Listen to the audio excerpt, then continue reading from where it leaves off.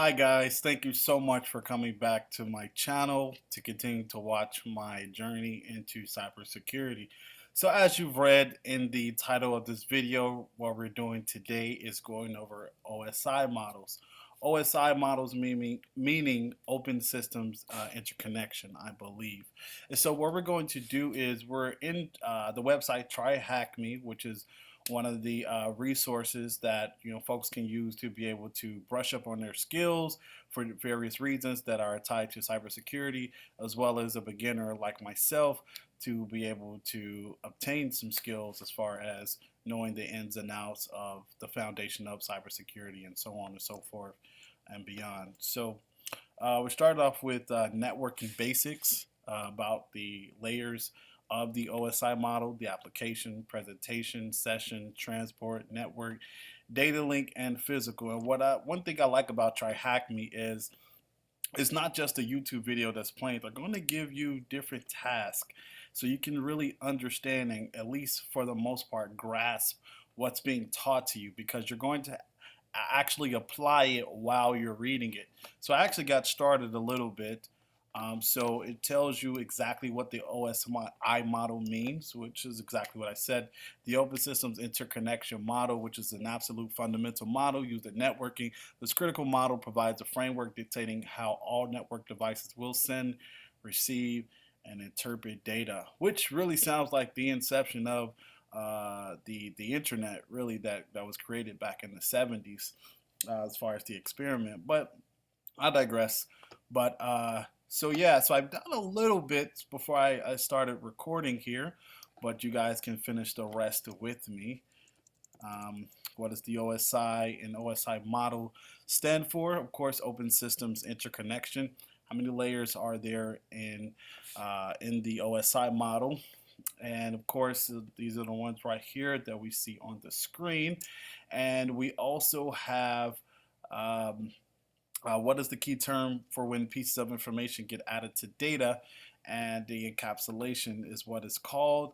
And I got the answer from up here. Again, you're not only reading to grasp that information and take it in, but you're also going to be able to apply it as well, and you'll be able to do a few labs as far as having access um, to lab machines that you'll be able to do actual applications of.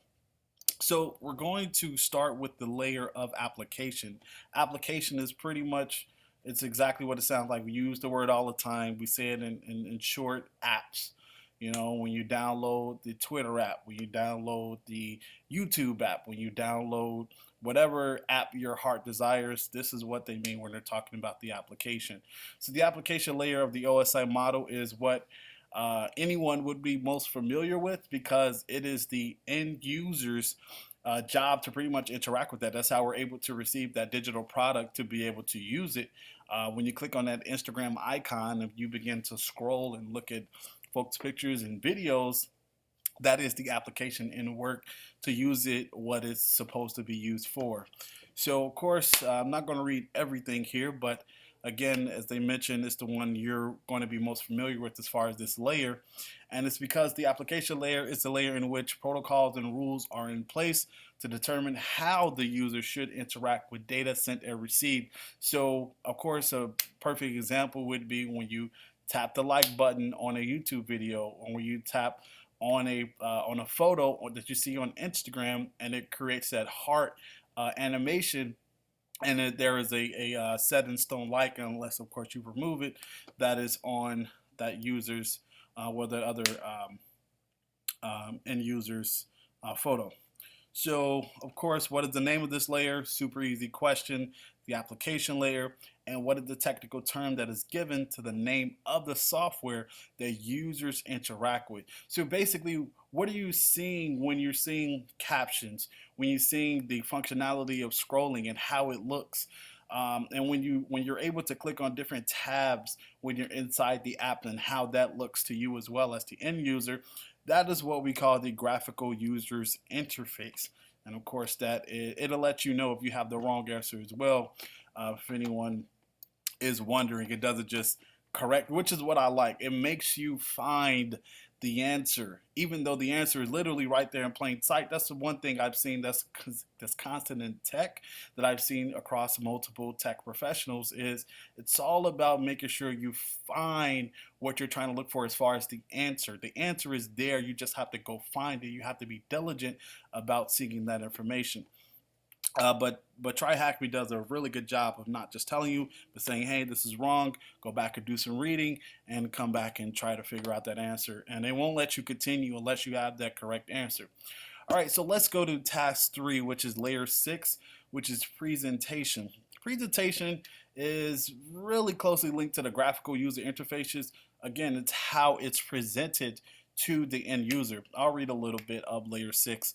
Layer 6 of the OSI model is the layer in which standardization starts to take place. Because software developers can develop any software such as an email client differently, the data still needs to be handled in the same way no matter how the software works. This layer acts as a translator for data to and from the application layer, which is layer 7. The receiving computer will also understand data sent to a computer in one format destined for in another format. For example, when you send an email, the other user may have another email client to you, but the contents of the email will still need to display the same. Such as security features such as data encryption like HTTPS when visiting a secure site occur at this layer. So I have a very general sense of what it's trying to say. Hey, excuse me, we're using two different things to be able to send this message, but we need to make sure it sounds the same. So how can we begin to speak the same language? How we do that and maintain the security? We do it through the HTTPS, which is the part of a protocol service whenever the internet is communicating different devices to each other to make sure it's a secure line. When you see the lock at the top of your web browser, actually you can see it on the top of mine right here, right on the left side of Tryhackme. It's usually when it has the HTTPS at the beginning of the the site name. It'll have the lock there letting you know that this is a secure site, that you're using the data that you're inputting on this keyboard. Whenever you're typing something, some sort of information into the site, your data is secure. All right, so let's go to the first question. Another easy one. Another easy one. All right, so what is the name of this layer? Of course, we're going to say presentation. Boom, correct answer, of course. What is the main purpose that this layer acts as? And of course, if you're someone like me who has the attention span of a squirrel, you want to go back and do a little reading to see what the correct answer is. All right, what is the main purpose? The main purpose from the reading, it acts as a translator for data to and from the application layer. So we're going to write translator here. Let's see, translator, boom, right. And I forgot to mention that it does give you a hint from time to time, but the hints sometimes kind of doesn't work. But that's, we want to get it right. We want to know what we're talking about here. So we didn't need that on this one. All right, let's go to layer 5, which is session. All right, so once data has been correctly translated or formatted from the presentation layer, which is layer 6, the session layer, which is the layer that we're on now, layer 5, will begin to create a connection to the other computer that the data is destined for. When a connection is established, a session is created. Whilst this connection is active, so is the session. This session layer, layer 5 again, synchronizes the two computers to ensure that they're on the same page before data is sent and received. Once these checks are in place, the session layer will begin to divide up the data sent into smaller chunks of data and begin to send these chunks, which are also called packets, one at a time. This dividing up is beneficial because if the connection is lost, only the chunks that weren't yet sent will have to be sent again. Not the entire piece of the data. Think of it as loading a save file in a video game.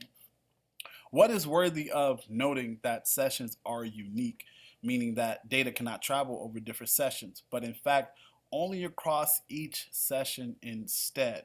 All right, so let's go to the questions below. Again, pretty straightforward, pretty easy. Okay, let's start. What is the name of this layer? Obviously, it's right here in front of us, the biggest font here. Session, click enter, correct answer. All right, next question. What is the technical term for when a connection is successfully established? All right, so again, someone like me, you're going to have to go back and see exactly what it says. So when a connection is established, it is, let's see here. What is the technical term? Session layer? No, that can't be it. We'll begin to create what is tested for. A session is created. I mean, connection? I don't know. No? Might be the same answer. What do you guys think? Can't spell all of a sudden. Oh, it is. Okay. Trick question, maybe. I guess. I mean, I didn't expect it for it to be the same answer back to back, but nonetheless, we got it. We figured it out. So, what is the technical term for small chunks of data? We know that they are called packets because they were in parentheses, and it, for me at least, because it stood out from the rest of the sentence, it's a bit easier to remember. And of course, we have that correct. And let's go ahead to task 5, which is layer 4, which is layer transport. Okay. Of course, I can't read all of it, but I'll read the gist at the beginning. Okay, so layer 4 of the OSI model plays a vital part in transmitting data across a network and can be a little bit difficult to grasp. When data is sent between between devices overall, it follows one of two different protocols that are decided based upon several factors. These probably two lanes. Looks like TCP and UDP, and you can see exactly what they mean. I'll go over the acronym for them. So TCP, Transmission Control Protocol, and UDP. Let's see what that says there. UDP is User Datagram Protocol, UDP for short. So I'll read exactly what those are. Again, I'm not going to read everything, but at least the gist of the crux of the meat of what we're trying to understand here. So the Transmission Control Protocol, or otherwise known as TCP, potentially hinted by the name, this protocol is designed with the reliability and guarantee in mind. This protocol reserves a constant connection between the two devices for the amount of time it takes for the data to be sent and received. Okay, that sounds pretty, straightforward. And they also have an illustration here with coming from a web server that's connected through a cloud of some sort. I'm thinking, or to an actual physical server, and then we were communicating with the server saying, "Hey, I want this information," and then this is pretty much the process that it sends back to our device, whether it be a phone or a computer or alike or the like. This is the communication back to us. So it gives us the chunks that it mentioned earlier, the packets rather. So this is packet 1, packet 2, packet 3, and then we're able to see everything. And this is off a tangent. This is an idea. This is a theory. This has nothing to do with Tryhackme at the moment. But now that I'm seeing this, it actually makes me think of how folks are usually scrambling to get the fastest internet speed as far as their cell phone with 5G, LTE, or their Wi-Fi at home. And this is probably what is the process for us to receive the data that we're asking for, and we're asking for these chunks to become larger when we're asking for faster speed. I think, I don't know, but it sounds like what it might be as far as based off of this illustration here. Okay, so UDP, User Datagram protocol.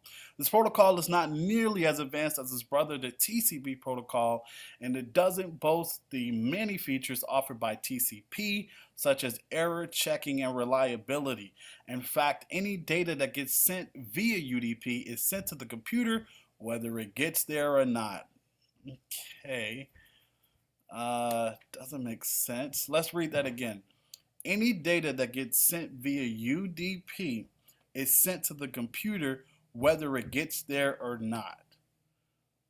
So it's just pretty much shooting out into space, and hopefully it's getting there, or it's going to get there regardless of how it looks, because it may end up getting there like packet 2, then a little bit of packet 3 a little bit later, but it got there. What does that mean? All right, so let's see. It illustrates also the disadvantages and advantages of TCP and UDP. And as we can see here, just a quick overall view of the advantages and disadvantages. I see TCP just being not necessarily, I don't see any disadvantages. I mean, you need a reliable connection between two devices. Okay, why wouldn't you want that? It guarantees the accuracy of data. That's one of the most important things outside of getting the actual data is the accuracy of it, of course. And it's more reliable. I mean, come on. You, I mean, what do you want? It's accurate, it's reliable, it's secure. What else could you need, right? What else could you need? All right, so then it has the advantages and disadvantages of UDP. I don't really see any advantages, but let's see. It's much faster. It leaves the application layer to decide if there's any control over how quickly they're sent. It does not reserve. Oh, excuse me.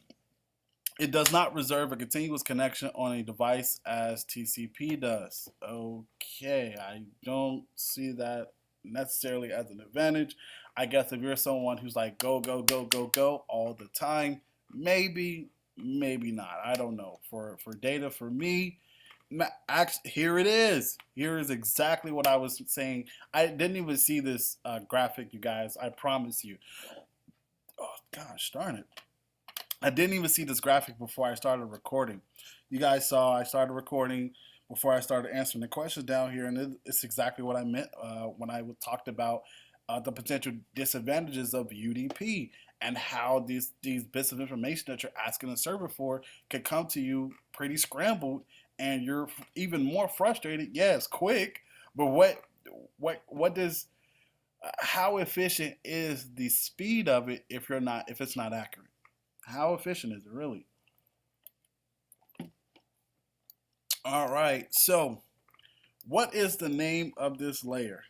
Um, we went through UDP and TCP a little bit more in depth than the other layers, so I kind of forgot. Okay, it's called transport. All right, so let's put that here. Transport, awesome. Okay, TCP, and TCP meaning Transmission Control Protocol. All right, so let's see. Control. Okay, let me misspelling stuff. Protocol. Boom. UDP. Let's see. UDP. User Datagram Protocol. Okay. Datagram protocol. Oh, I almost forgot to hit the enter. What protocol guarantees the accuracy of data? We know that's TCP all day long. What protocol doesn't care if data is received or not by the other device? We already know that's the brother, UDP, who's a bit of a troublemaker sometimes. Now, what protocol would an application such as an email client use? They would use TCP, of course. What protocol would an application that downloads files use? I would think UDP, but I may prefer TCP. I mean, oh wow, okay, TCP. There's that wrong answer. There it is, perfect. What protocol would an application that streams videos use? I would think UDP. What do you guys think? Awesome, awesome, perfect, perfect. All right, so we've covered that task. Let's go over to task 6. All right, we're at the network layer. The third layer of the OSI model is where the magic of routing and reassembly of data takes place, from these small chunks to the larger chunky chunks. Firstly, routing simply determines the most optimal path in which these chunks of data should be sent. In a nutshell, hey, what's the best and easiest, most efficient road we can take out of all these roads we have to make sure it gets there safe, fast, and it's all good? That's literally what it sounds like it's explaining for the third layer of the OSI model. All right, so I'm not going to read all of this, but I believe I can answer some of the questions here. What is the name of this layer? Network. I mean, come on. Are we idiots here? We can read, right? All right, perfect. Will packets take the most optimal route across a network? All right. Now, just got to do a little bit of quick reading here. Let's see. Packets. What's the shortest optimal route? That is no. No. Oh, no. I got it wrong. Okay. That means I need to do a bit more reading, of course. All right. So, what does the acronym OSPF stand for? All right. Open shortest path first. Let's type that in there. Okay. Perfecto. RIP. What does that acronym stand for? Routing Information Protocol. Okay. Can't spell today. All right, correct. What type of addresses are dealt with at this layer? IP addresses, I believe. Let's see. All right, boom, boom. You guys are so smart. I can't hear you through the camera, but I can feel you giving me the right answers, and I appreciate that. Okay, let's go to the next layer, data link. The data link focuses on the physical addressing of the transmission. It receives a packet or chunks from the network layer, including the IP address for the remote computer, and adds in the physical MAC, media access control in short. Well, MAC for short, media access control is the acronym. The total. Let me start over. All right, and adds in the physical MAC address of the receiving endpoint. Inside every network-enabled computer is a network interface card, which comes with a unique MAC address to identify it. Not a Mac computer, not a Mac iMac, not a any. It's a machine. I'm sorry, immediate access control. It's something completely different. All right, every computer, no matter if you have a Microsoft or if you have an Apple product, you have it. All right, so just because it's not much to read, I'll just take care of the rest. MAC addresses are set by the manufacturer and literally burnt into the card. Okay, I'm learning something else. All right, they can't be changed, although they can be spoofed. When information is sent across a network, it's actually the physical address that is used to identify where exactly to send the information. Additionally, it's also the job of the data link layer to present the data in a format suitable for transmission. All right, so guys, what do you think the name of this layer is? I don't know. You tell me. Tell me really quick. No, no. Okay, it's data link. Clearly, right here again. Tryhackme. Awesome job. Awesome job of making it hard for me to find that answer. I appreciate it. So, last question for this task. What is the name of the piece of hardware that all network devices come with? Media access control, right? No, it's network interface card. Okay. Let's see. Let's see if it's right. Boom. All right, correct answer. All right, task 8. We're down to layer 1. All right, so this layer is one of the easiest layers to grasp. Thank God. Put simply, this layer represents the physical components of the hardware used in networking and is the lowest layer you will find. Devices use electrical signals to transfer data between each other in a binary numbering system, which is the ones and zeros that you see whenever you're seeing some coding. Now, for example, Ethernet cables connecting devices, you can see in the diagram that is below here. Now, let's answer the first question here. The first question is, of course, as per usual, what is the name of this layer? The name of this layer is the physical layer, and the most simplest layer, as they say, out of all the layers to grasp under the OSI model. All right, so what's the name of the numbering system that is both zeros and ones? I believe it is, let's see, binary. I don't think that's right. Oh, it is. Well, you never know. Maybe I'm smarter than I think. All right, so next question. What is the name of the cables that are used to connect devices? Ethernet cables, duh. I didn't even have to see anything to know that. If you know a little something about computers, you know there's Ethernet cables. Come on. All right, perfect. So we're officially done with all of the layers. Let's go ahead to the next task. Oh, it looks like we're going to do some lab work on this one. All right, so again, what I love about sites like these with Tryhackme, yeah, there's a bit of a subscription if you want to do a little bit more. I mean, come on, how are they going to operate with millions or hundreds of thousands of users per day actually using it? I get it. Only 10 bucks a month, pretty cheap for the return on investment that you get if you spend enough time into this investment. All right, so let's go to the practicality of what we just learned in this next task. All right, so it's the OSI game. They created the game for us. Awesome. All right, so can you escape the OSI dungeon?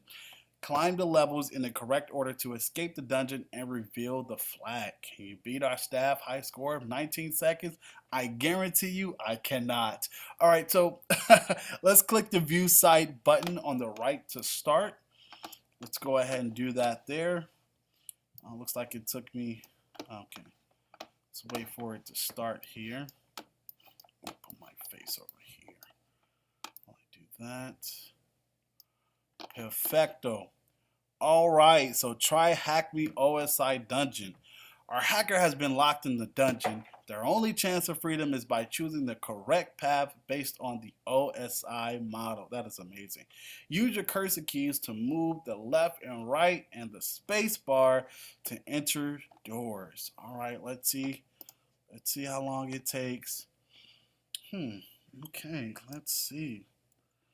Let's see. It's physical. Oh, okay. Then application, right?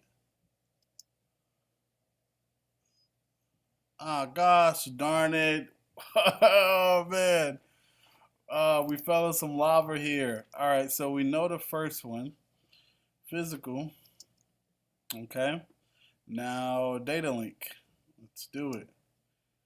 Okay. Actually, I have a little cheat sheet here. How did I not see this before? Well, hopefully it's a cheat sheet. All right, so we have physical, then we have data link, and we have network. Let's see. Boom. All right, then we have transport. Boom. There we go. This down here.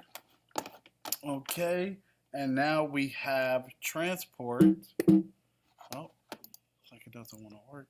All right, network. Oh, I left transport. All right, so then we have session.